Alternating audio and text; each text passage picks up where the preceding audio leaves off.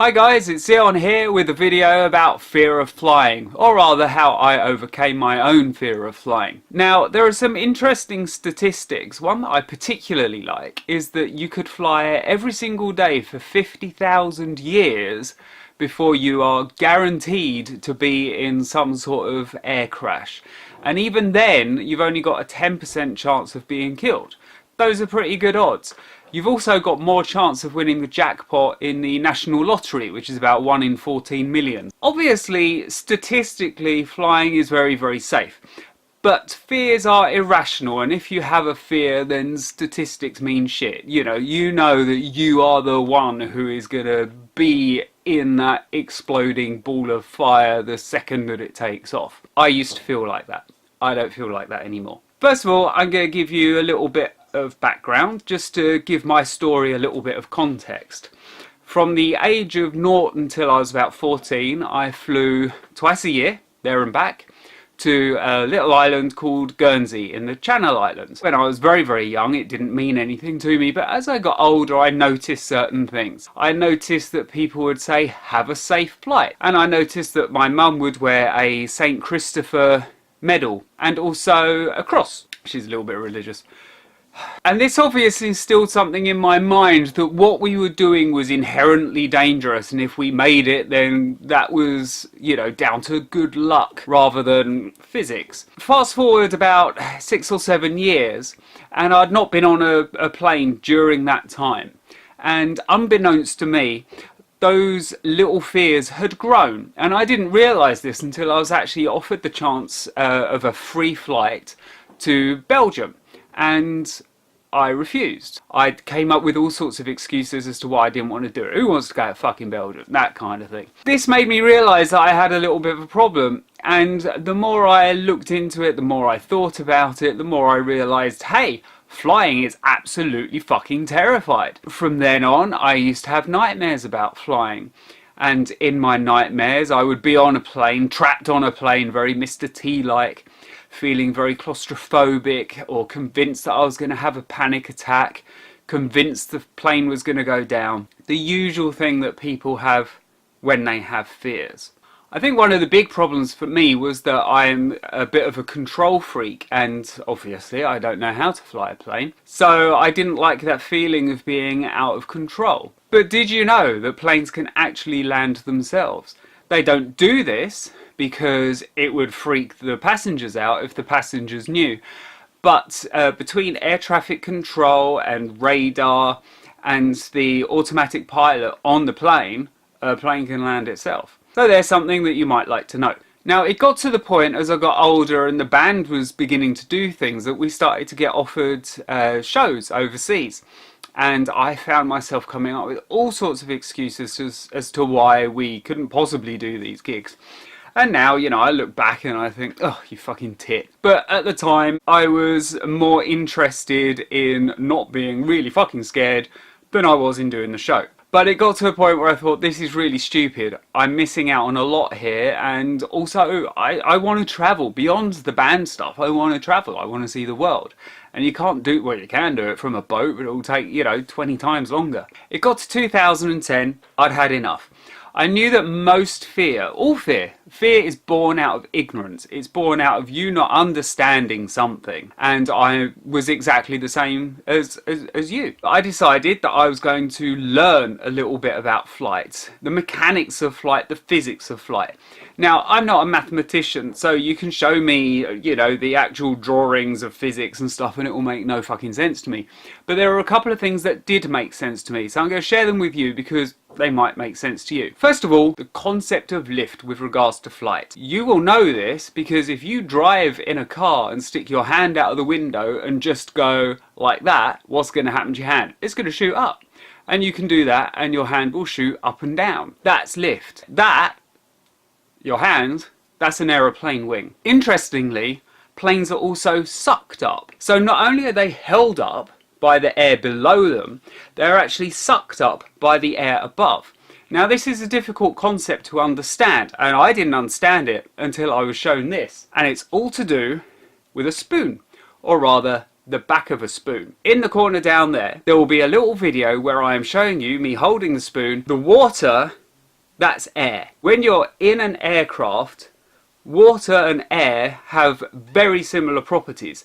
And as you can see, as the water touches the spoon, it causes the spoon to go like that.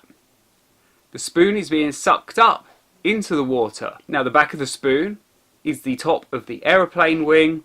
The water is the air. The aeroplane is being sucked up into the air. A plane cannot simply just fall out of the sky. That's physics. That's not hyperbole. It cannot fall out of the sky. If all of the engines stopped working, and the likelihood of that is so infinitesimally small, but if all the engines did stop working, the plane will not just go oomph like that. It won't go it will continue to glide. We've all seen gliders, so we know that a glider can fly and land safely. Planes are also designed, if it's a 4-engine plane or a 2-engine plane, they are designed to run on just one engine. So you've got 3 engines on the bigger planes that can fail. 3? Fuck it, I told you I was no good at maths. 3 engines on a bigger plane that can fail before the circumstance that I mentioned before is going to occur. Again, very unlikely. The other thing that I wanted to do was to understand any noises or sensations that I might feel during the flight. For example, shortly after takeoff, the wheels are retracted back into the body of the aircraft and it makes a really big clunking sound. Similarly, shortly before coming into land, when they retract the wheels, you get a similar big clunking sound. If you didn't know what they were, you'd be thinking, what's that? Because you do know what they are, you go, oh, that's the wheels going up or down. When the plane brakes, when it slows down from takeoff speed to cruising speed, it feels almost like it is stopping. It's a very strange sensation. It doesn't feel like braking in a car where you feel the inertia and you sort of go forward. It's not like that at all. You feel it slow down and it almost feels like you're not moving. When of course you are. You're still moving at hundreds of miles an hour. Banking is something that does scare people. And I can understand why, because all of a sudden you're going like that, you're seeing everything at a sideways view. But the thing is, it's absolutely amazing seeing that. The same as being in the clouds, or even better, above the clouds. If you've never been on a plane, I am telling you that one of the best things that you can see is above the clouds. It's absolutely amazing. Or flying over mountains and looking down and seeing the mountains. It's incredible. If you've noticed the little screen behind, that's actually a video of the very first flight that I took in 2010. And I'll tell you a little bit about that in a second. Another tip that really helped me was to see what the air stewards are doing or how they react to things. When you're flying, every now and then something unusual, unexpected happens. Not scary unexpected, but just maybe the plane will jolt or there's a strange noise and you might think, what the hell is that? Have a look at the flight attendant. If they're carrying on doing their bit as they normally do, then obviously there's not a problem. It's just one of the noises that you hear on a plane. So clock the air steward, see what they're doing. It's only if they start running up and down the aisle screaming, we're all gonna die, that you should perhaps get a little bit panicky. Well, I've told you what I did with regards to learning about the mechanics and the physics of flight and finding a way that I could understand it. So the next step was to actually take a flight. In the UK, all airports, or most airports, offer fear of flying courses. So I booked myself into one of them. It was about 150 quid, something like that. Not overly expensive. Unfortunately, the Icelandic volcano blew up, which meant that the weekend or the week that my fear of flying course was due to occur, all planes were grounded. So it didn't happen. I had already agreed to do a show that meant flying. I didn't want my first flight to be for that show, because if I am going to be running up and down the aisle screaming, having some kind of panic attack, I don't want to do it in front of my contemporaries. I'd much rather do it in front of a bunch of strangers. What I decided to do was to book a very short flight, 3/4 of an hour long flight. And I actually booked it to Guernsey. My logic being, well, I know for a fact that I've flown there and back, 13, 14 times in the past without incident. So let's go for that one again. Now, on the run up to the flight, I'm not going to pretend that I wasn't nervous, because I was. This was a fear of mine that had been building up to epic proportions. I was apprehensive. I think I'd resigned myself to the fact that it was going to happen. I was much more comfortable because I had learnt about the physics and what noises and sensations I might come to expect. On the day itself, I just took little baby steps. Instead of projecting ahead and imagining myself on the plane and what it would be like, instead of doing that, because I didn't know, I just took baby steps. Literally every single step toward the plane. And I made myself do things like take photographs of the plane. This was my plane. This was the plane that was going to conquer my fears. So I took photographs of the plane, got in the plane, and this was a small plane. This had propellers. We've not talked about propellers, we've only talked about jets really, but all the principles are the same except you've got propellers that pull you along rather than a jet that pushes you along. Got on the plane. This is the video that I took of the takeoff. Now I know you're not supposed to do that, but I don't give a shit. I wanted to cure my fears, and it's all bullshit what they say about mobile phones and cameras and stuff like that on the planes. It's going down the runway, and just imagine there is a quite scared Xeon on that flight, and then all of a sudden it lifted up, and it took me a while to realise that it lifted up. I hope you can see that, and the wings just went up.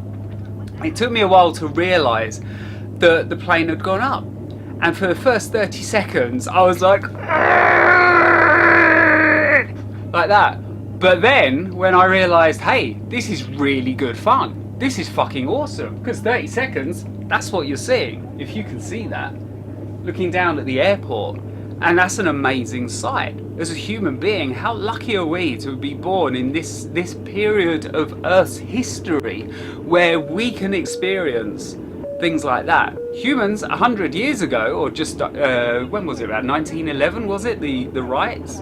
So just over 100 years ago, humans before then, you know, they're not flown, or if they had, they were very short flights with like at the end of them. I started to get really excited. That year I took 6 flights there and back, and then a couple more for gigs. The next year we got to do a film in Norway.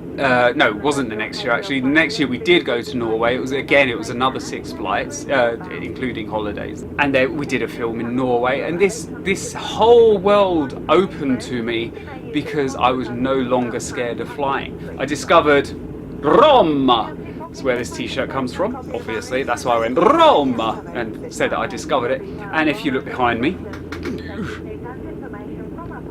there you go, you can see behind me postcards and things from my trip. It's also important to record the trip, record the flight, so you can look back at it and you can, if there were any aspects you didn't like, I don't mean the whole fucking flight, you know, 10 hours from here to fucking America or something. I'm not talking about that. I'm talking about the takeoff, the landing. Record those bits, and then you can watch them again. So if you're ever there thinking, I can't believe I did that, you'll have the proof.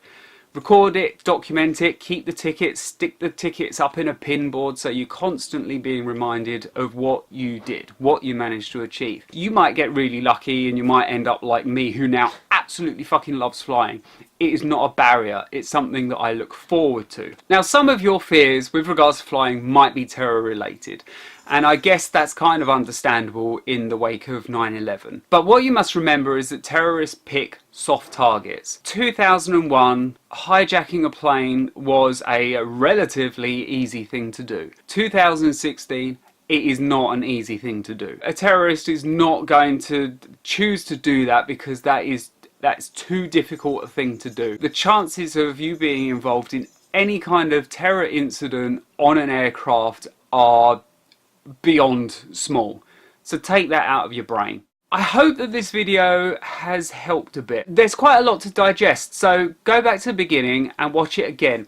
Pay particular attention to what I was talking about with regards to the physics, because that really helped me. The plane being held like that in the air and pulled up like that in the air. They're things that really helped. Please give the video a thumbs up. If you know anybody who has a fear of flying, then show them this video. Subscribe, motherfucker, and all of that. I will speak to you again soon. Goodbye!